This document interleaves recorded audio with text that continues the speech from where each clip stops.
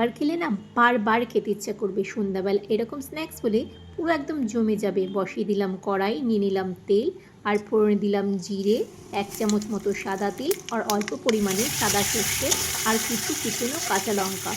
একটু নাড়াচাড়া করে দিয়ে দিলাম পরিমাণ মতো নুন আর গোলমরিচের গুঁড়ো। তারপরে আবারও একটু ভালো করে নাড়াচাড়া করতে রাখলাম। মশলাটা একটু ভাজা ভাজা হয়ে এসেছে। তারপরে দিয়ে দিলাম অল্প পরিমাণ মতো জল। এখানে আমি এই স্ন্যাক্সটা বানাবো সুজি দিয়ে। তোমরা একবার বানিয়ে খেয়ে দেখো, সত্যি বলছি অসাধারণ লাগে খেতে। আমি তো মাঝে মধ্যেই এটা বানাই।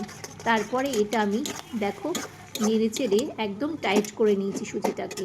এইবার আমি একটা থালার মধ্যে এটাকে ঢেলে নেব। ঢেলে দিলাম থালার মধ্যে।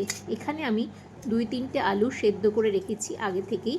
সেটা আমি ভালো করে এর সঙ্গে চটকে চটকে একটা মণ্ড টাইপের রেডি করে নিলাম।